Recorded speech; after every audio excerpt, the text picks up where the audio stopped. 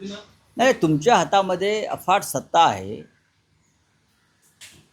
यंत्रणा आहेत आणि लुटलेला पैसा आहे राम मंदिरातला.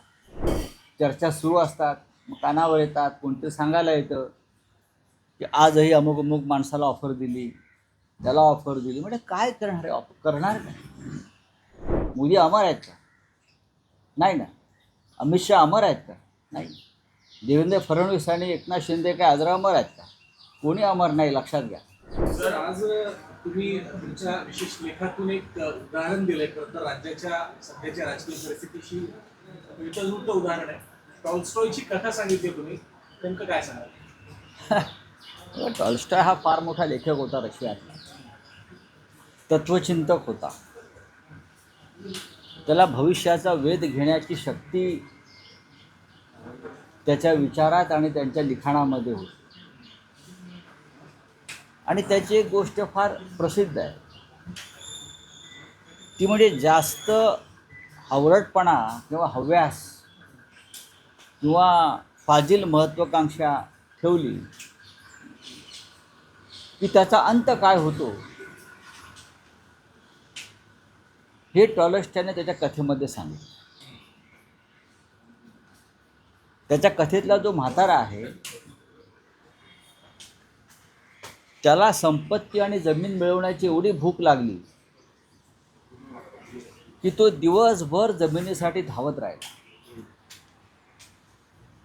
इतका धावला, पण त्याला सांगण्यात आलं होतं की सूर्योदयापासून सूर्यास्तापर्यंत तू जितका चालशील तेवढी जमीन तुझी.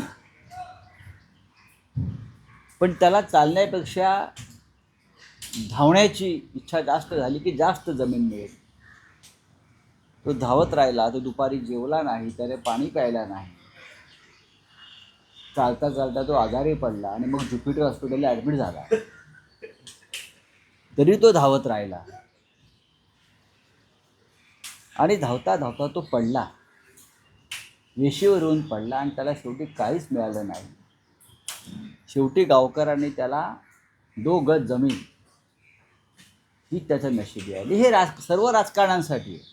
हे अमित शहासाठी आहे, हे नरेंद्र मोदींसाठी आहे, एकनाथ शिंदेसाठी आहे, देवेंद्र फडणवीस यांच्यासाठी आहे की माणसानं कुठे थांबायचं हे ज्याला कळत नाही त्याचा अंत फार वाईट होतो.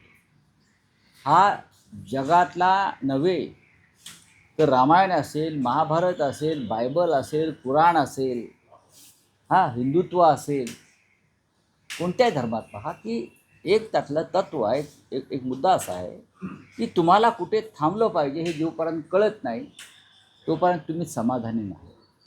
समाधान हा अत्यंत महत्त्वाचा शब्द. तुम्ही आमदार फोडताय, खासदार फोडताय, कार्यकर्ते फोडताय, पैसे देताय, 20-20 कोटी, 50-50 कोटी. कालसुद्धा एकाला 20 कोटीची ऑफर दिली. एक लिंगाडे नावाचे आमदार आहेत, बरं का, अशी माझी माहिती आहे.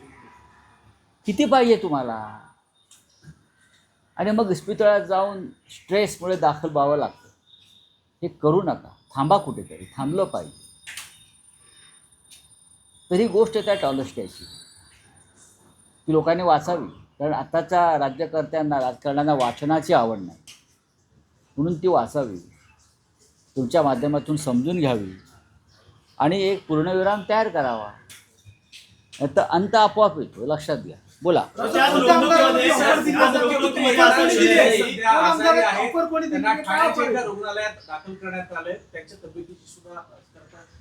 नाही, त्यांना अतिश्रमामुळे जे आजारी असल्याचं मी वाचले. अतिश्रमामुळे म्हणजे टॉल्स्टॉयचा म्हातारासुद्धा अतिश्रमामुळेच पडला. टॉल्स्टॉयच्या कथेतला म्हातारासुद्धा अतिश्रमामुळे, सतत धावत राहिल्यामुळे, जमिनीसाठी, आमदारांसाठी, खासदारांसाठी, बरं का, पदासाठी, पैशासाठी. आणि तो जो आहे टॉल्स्टॉयचा म्हातारा, तो टांगा चालवायचा. तो तेव्हा रिक्षा नव्हती, तेव्हा टांगा होता.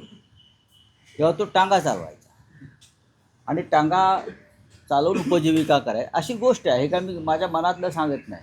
जर तुम्ही टॉल्स्टॉयचा कथा कादंबऱ्या वाचा तर हा म्हातारा टांग्यावाला तुम्हाला सातत्यानं त्यात दिसेल. त्याच्यामुळे ते आजारी असतील तर त्यांच्या प्रकृतीला आराम पडो आणि त्यांच्या प्रकृतीबरोबर महाराष्ट्राच्या प्रकृतीलाही आराम पडो. मला एकनाथ शिंदेचाच नाही तर महाराष्ट्रातल्या आणखी 2-3 म्हाताऱ्यांचा उल्लेख करताय. पावसाळ्यात तुम्हाला असं का वाटतंय की अशा पद्धतीनं नाही, तुमच्या हातामध्ये अफाट सत्ता आहे, यंत्रणा आहे आणि लुटलेला पैसा आहे राम मंदिरातला. हा राम मंदिरातून लुटलेला पैसा आहे. त्यांच्याकडे जो आला आहे आता ठेकेदार, याच ठेकेदारांकडून देणग्या घेऊन त्यांनी अयोध्येमध्ये कार्यक्रम केले होते सगळे. त्याच्यामुळे हा काय पापाचा पैसा तुम्हाला पचणार नाही. ज्या कोणी घेतला असेल, मग आमचे ते 6 खासदार असतील किंवा अन्य कोणी असतील, त्याच्या आधी असतील, हा पैसा त्यांना आणि त्यांच्या मुलाबाळांना अजिबात पचणार नाही. हा इतिहास आहे. हां, टॉलेस्टियाच्या म्हाताऱ्यासारखे सगळे कोसळणार आहेत 2 फूट जमिनीमध्ये. तुम्ही असं म्हणाल की एका आमदाराला अजून एक ऑफर देण्यात आली. असं आहे की प्रयत्न चालू आहे. आमचा नाही, ते आमच्या नाही, मला माहीत नाही. मला असं आहे की शेवटी विधिमंडळाचं अधिवेशन चालू आहे, चर्चा सुरू असतात, मग कानावर येतात, कोणते सांगायला येतं की आजही अमुक अमुक माणसाला ऑफर दिली, त्याला ऑफर दिली. म्हणजे काय करणार आहे? ऑफर करणार काय? किती पाहिजे आहे? काय शेवटी इस्पितळातच माणूस जातो, इस्पितळातून शवगृहात जातो, तिथून तिरडीवर जातो, तिरडीवरून स्मशानात जातो. माणसाला किती हाव असावे आणि हव्यास असावा. हिंदुत्वाचे धर्मग्रंथ जरा वेदपुराणं जर तुम्ही हिंदुत्ववादी आहात तर चाळा आणि वाचा. रामकृष्णही आले गेले, रामकृष्णही जगले नाही. त्यांनी युद्ध जिंकलं महाभारताचं आणि सगळ्यांना जावं लागलं. तुम्ही का अमर आहात का? कोणी मोदी अमर आहेत का? नाही ना. अमित शहा अमर आहेत का? नाही. देवेंद्र फडणवीस आणि एकनाथ शिंदे काय आजरा अमर आहेत का? कोणी अमर नाही, लक्षात घ्या. आणि शेवटी मग एक नियती अशी असते की तुम्हाला पूर्णविराम देते.